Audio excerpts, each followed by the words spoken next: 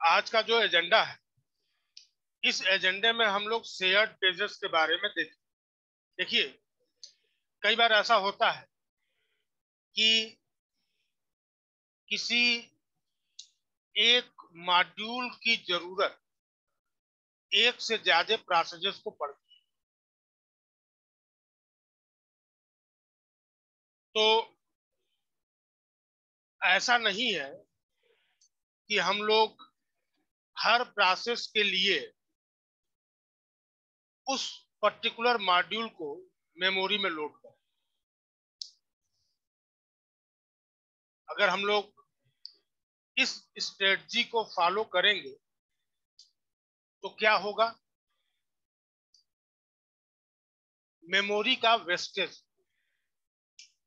तो एक कंसेप्ट आया जिसको बोला गया शेयर्ड कोड। चलिए, शेयर्ड कोड को मैं और आसान भाषा में समझाऊं तो मैं ये कहूं कि आप अपने क्लासरूम का एग्जांपल लीजिए। तो ये आपका ब्लैक बोर्ड, ब्लैक बोर्ड, ये आपके क्लास का ब्लैक बोर्ड, और आपके क्लास में 60 स्टूडेंट्स हैं। एवरी स्टूडेंट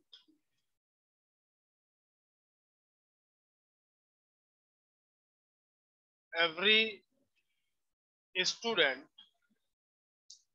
has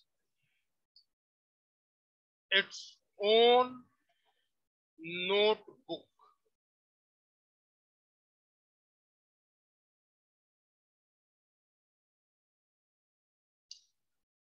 अब ध्यान दीजिए, तो क्लास के सारे छात्र, सारे स्टूडेंट इसी ब्लैक बोर्ड को शेयर कर रहे हैं। और ये जो ब्लैक बोर्ड है,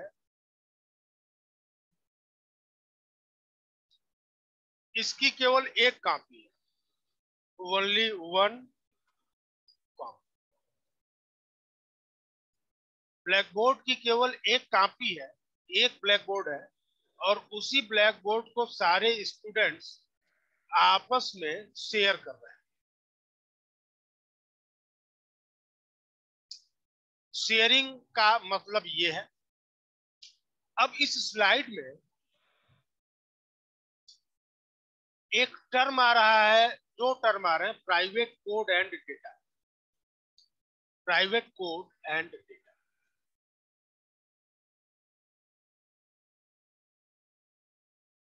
तो प्राइवेट कोड एंड डेटा बोलने का मतलब है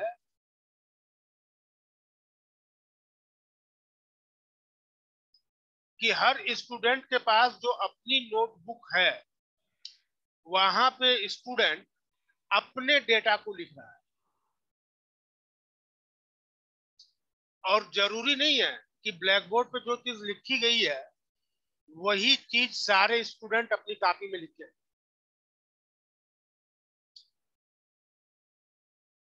ब्लैक बोर्ड तो शेयर हो रहा है, लेकिन कॉपी जो है वो हर स्टूडेंट की अपनी प्राइवेट कॉपी। कॉपी क्या है? प्राइवेट। ध्यान दीजिए। और ब्लैक बोर्ड क्या है? Public. Black board is public.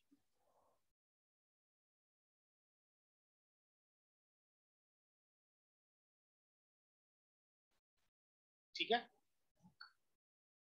एक ऑप्शन ये भी हो सकता है कि हम लोग स्टूडेंट हर स्टूडेंट के लिए एक सेपरेट ब्लैक बोर्ड क्लास में लगा दें। इट इज एन ऑप्शन, और ये ऑप्शन बुरा नहीं है। लेकिन अगर हम लोग इस स्ट्रेटजी के साथ जाते हैं तो क्या होगा? वेस्टेज होगा रिसोर्सेस। इसीलिए कहा गया कि अगर कोई सब प्रोसेस है जो अलग अलग प्रोसेसेस में यूज किया जा रहा है, जो अलग अलग प्रोसेसेस में क्या किया जा रहा है, यूज किया जा रहा है, तो हर प्रोसेस के लिए उसकी सेपरेट कॉपी मेमोरी में लाने से बढ़िया है कि पेज की शेयरिंग करा दी जाए। जब हम लोग शेयरिंग कराएंगे तो जो शेयर्ड आइटम होगा उसकी केवल एक कॉपी होगी मेमोरी में। Note that we have only one copy of shared pages, और इसी चीज को हमें अलग अलग प्रोसेसेस में शेयर कराना है, तो कुछ ज्यादा नहीं करना है।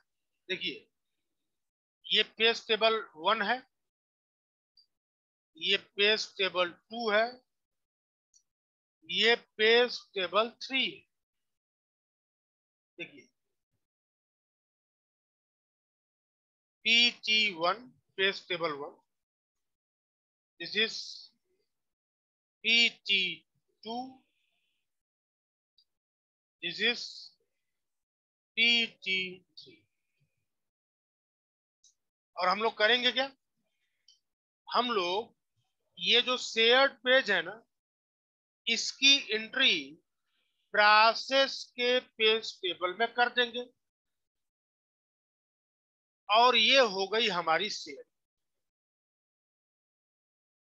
अब मजे की बात क्या है कि ये जो शेयर्ड पेज आपको दिख रहा है, ये फ्रेम में एक ही जगह होगा, बट इसकी एंट्री हर पेज टेबल में हो जाए। यही चीज, यही बात हम लोगों को यहां पर बताई जाए। ध्यान दीजिए, देखिए,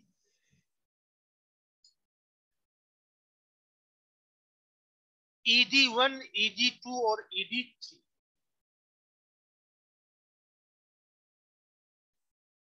शेयर्ड, ध्यान दीजिए, शेयर्ड, शेयर्ड में ED, और देखिए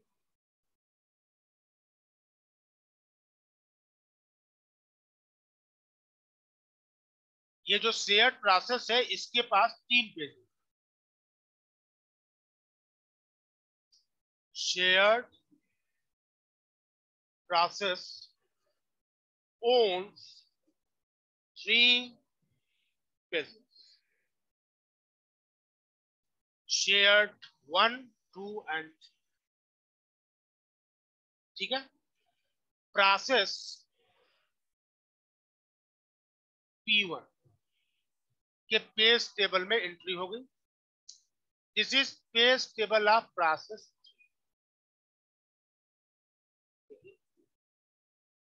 यहां पे भी यही चीज हो रही है,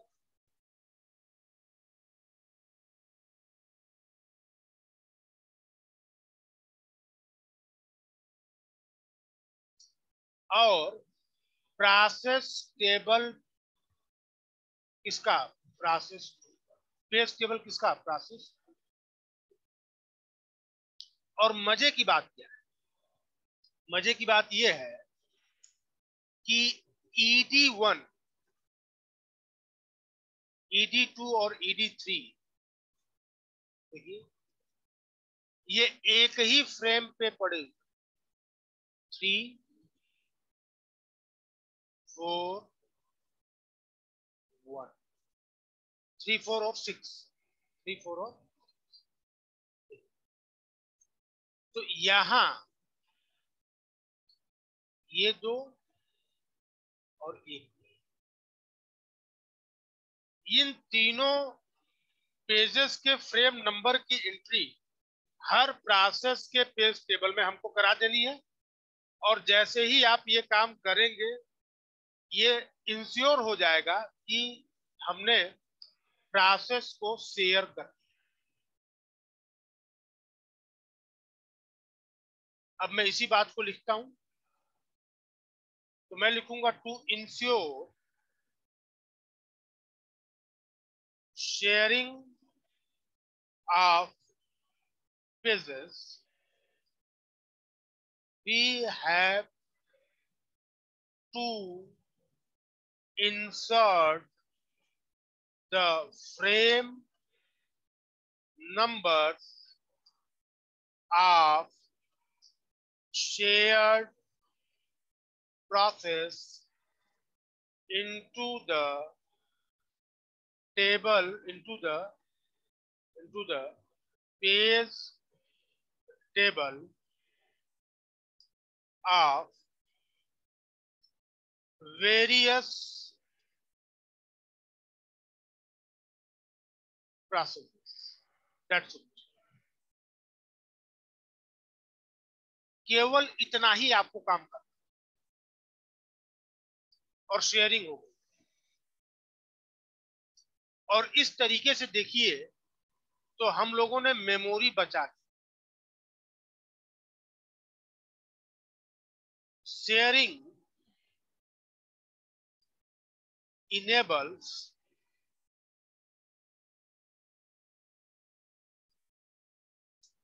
memory saving।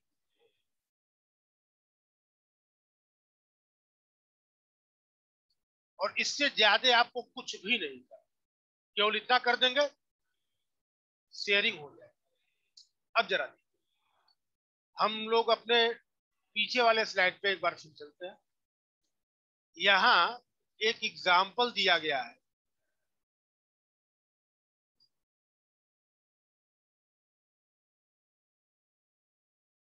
Text editor, compilers and Windows system. देखिए,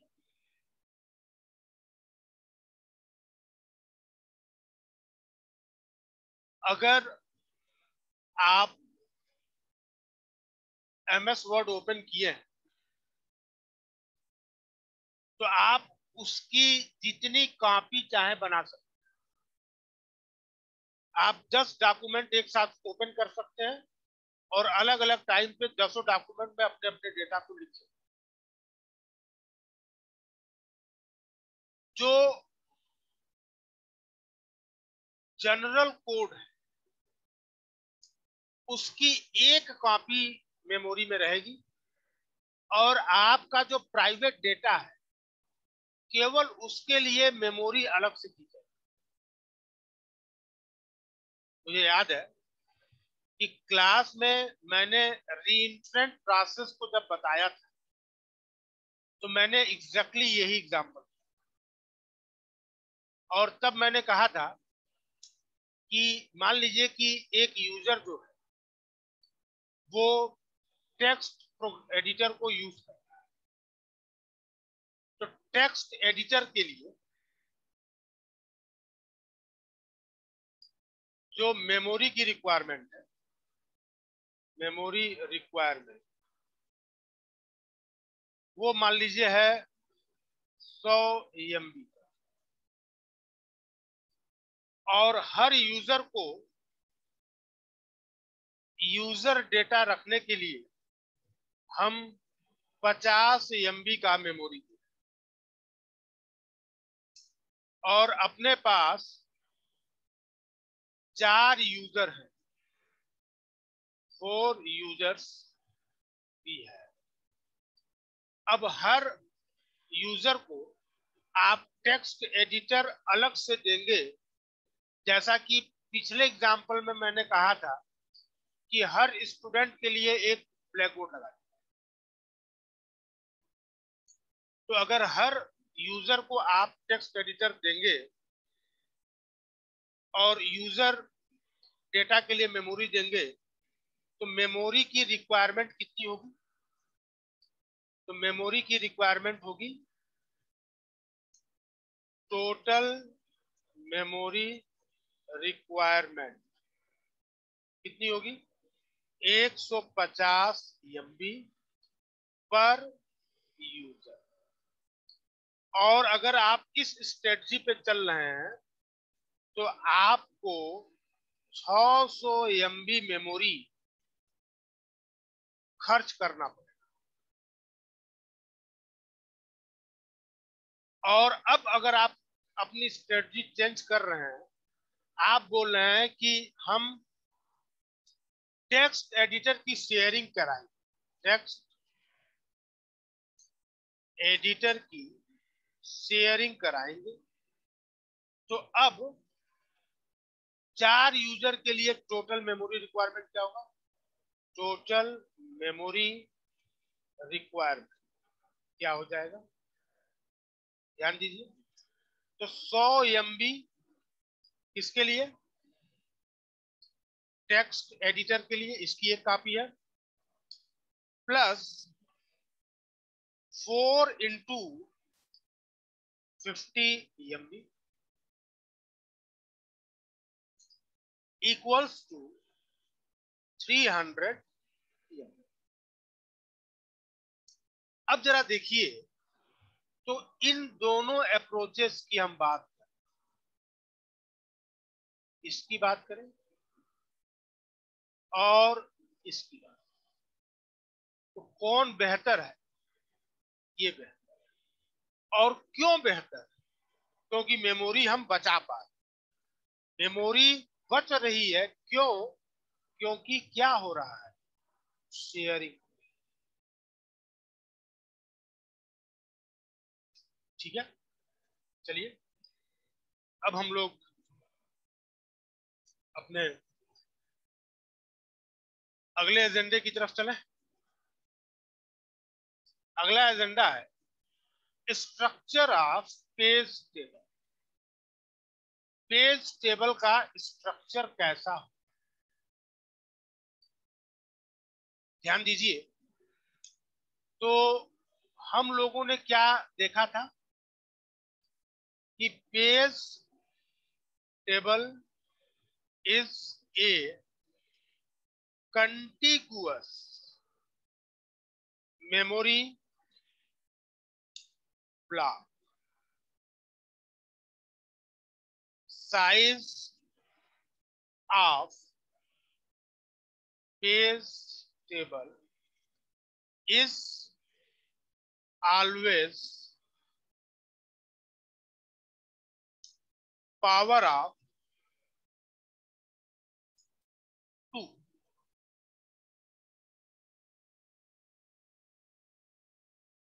always power of 2। अब जरा सोचिए कि किसी प्रोसेस को 100 पेजेस की जरूरत, 100 पेजेस की, तो पेज टेबल की साइज क्या हो? पेज टेबल की साइज कहिए, या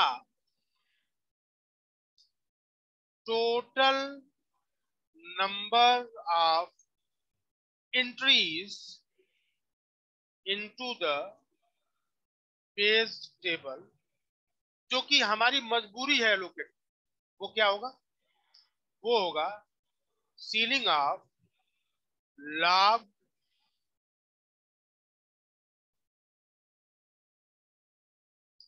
और बेस क्या हो जाएगा? यहां बेस क्या हो जाएगा? अब देखिए,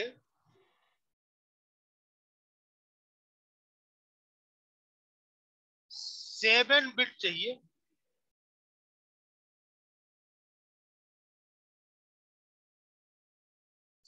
क्योंकि 2 टू पावर 6 होगा 64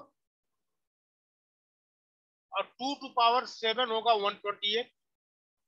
तो 128 एंट्रीज के टेबल को हम लोग मेमोरी में एलोकेट करें। आपको ऐसा नहीं लग रहा है कि ये कंटिन्यूअस मेमोरी जो है उतनी ही प्रॉब्लम क्रिएट करने जा रही है जितनी कि हम लोगों ने एरे के case? We have to change the structure of page table to avoid wastage of memory. और मजे की बात, ये जो मेमोरी का वेस्टेज होगा वो कैसा होगा? Continuous, continuous manner.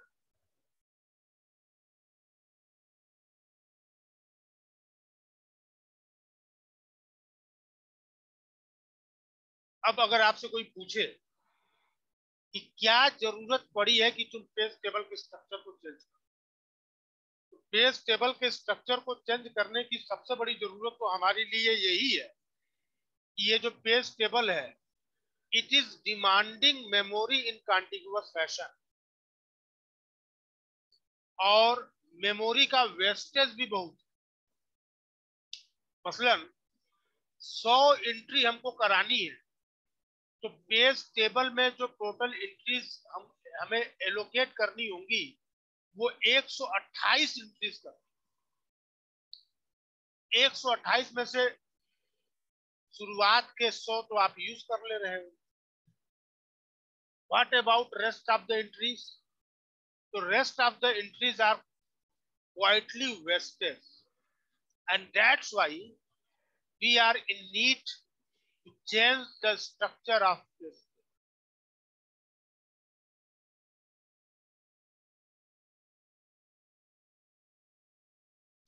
Page table के स्ट्रक्चर को चेंज करने की ये ज्यादा जरूरत है।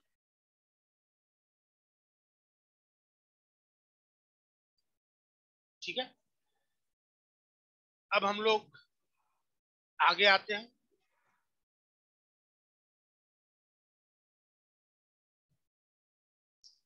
अब तीन बातें बताई, hierarchical paging, hash page tables और इन्वर्टेड पेज। ये तीन स्ट्रक्चर हम लोगों को। चलिए अब हम लोग पहली स्ट्रेटजी लेके चल रहे हैं, हायरार्किकल पेज। हायरार्की मतलब हम लोग पेज टेबल को हम लोग ब्रेक कर, और इसको ब्रेक करने का जो फायदा हमको मिलेगा वो क्या मिलेगा कि जो कंटिन्यूअस मेमोरी की रिक्वायरमेंट आपको होने जा रही है वो रिक्वायरमेंट खत्म। ठीक है, फिलहाल यहां टू लेवल पेज टेबल की बात, टू लेवल पेज टेबल। चलिए टू लेवल पेज टेबल के बारे में हम लोग बात करते हैं।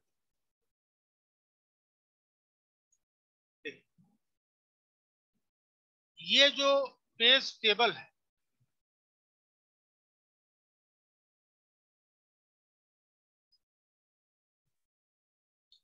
ये आउटर पेज, और आउटर पेज टेबल में हर एक एंट्री वो पॉइंट आउट कर रही है एक दूसरे page table.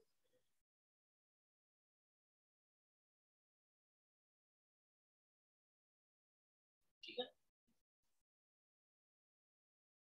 Every entry of outer page table is pointing to another page table.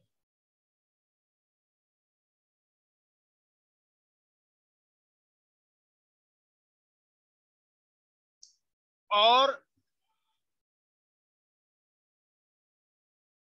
Internal page table, ये आउटर है तो ये इनर है। इनर पेज टेबल में एंट्री किसकी होगी? फ्रेम्स। तो मैं इस बात को यहां लिखता हूं, note that in outer page table.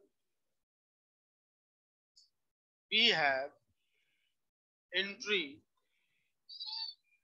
We have entry of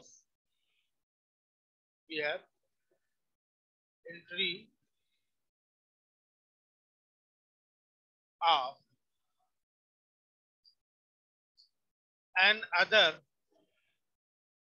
page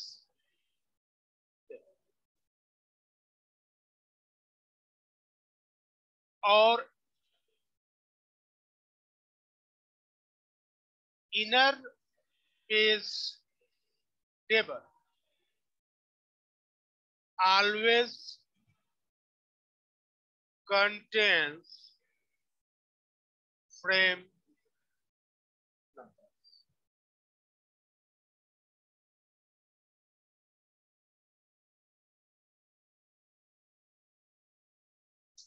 outer page table में जो एंट्री होगी वो किसकी होगी? Inner page table. और इनर पेज टेबल में एंट्री किसकी होगी? फ्रेम्स। इसको हम लोग टू लेवल कर रहे हैं। क्यों टू लेवल कर रहे हैं? क्योंकि यहाँ दो लेवल हमको दिख रहा है। This one is the first level and this one is the second. This is first level. This one is second. This one is second. इसीलिए इसको बोल रहे हैं कि it is two level page table. ध्यान दीजिए। अब जरा सोचिए कि हमको किसी प्रोसेस के लिए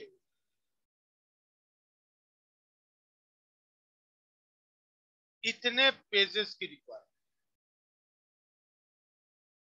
128 इंटू 8 मतलब 2 to power 7 plus 3 equals to 2 to power 10। इतने पेजेस की रिक्वायरमेंट किसी प्रोसेस या किसी प्रोसेस की साइज इतने पेजेस की है। आपको जो पेज टेबल क्रिएट करना होगा, now size of page table कितना हो जाएगा? 2 टू पावर 10। इतने साइज के पेज टेबल चाहिए और इसके लिए हमको क्या करना होगा? कंटिगुअस मेमोरी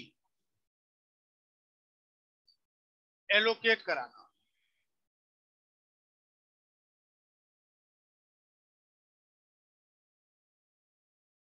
ये बहुत बड़ा कंटिगुअस मेमोरी का साइज। अगर हम लोग टू लेवल पेजिंग करें तो मैं ये कह सकता हूं कि आउटर पेज में आप कितनी एंट्री रख लीजिए तो 2 टू पावर 7 की, और हर एंट्री जिस पेज टेबल को पॉइंट आउट करेगी उसकी साइज को आप रख लीजिए कितना? तो 2 to power 2 to power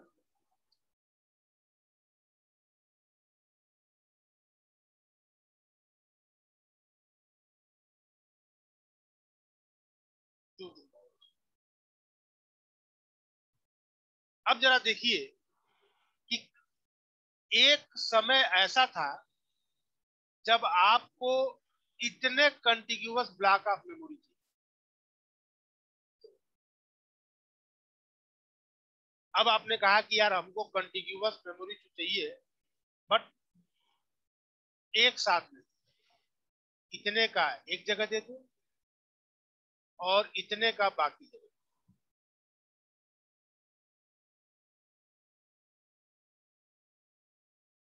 inner page table जो है उसकी साइज आपने कर दी 2⁻³ की, और आउटर की साइज कर दी आपने 2⁻⁴।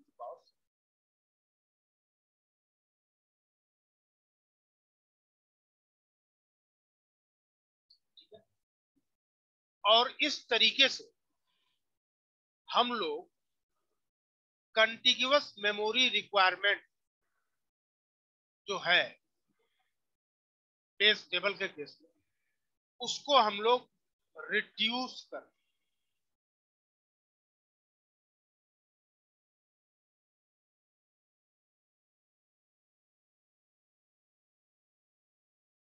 क्लियर है?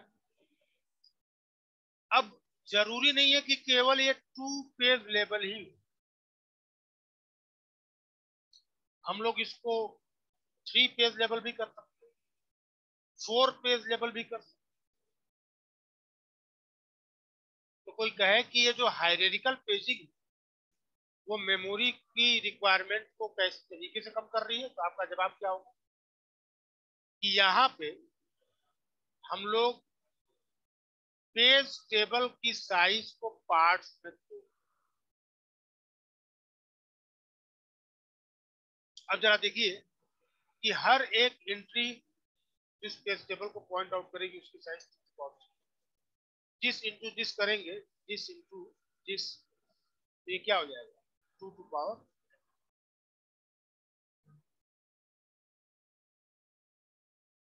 तो अभी जो है आज के इस लेक्चर में हम लोग अपनी बात यहीं पे रोकते हैं। आगे की बातें मंडे से हम लोग स्टार्ट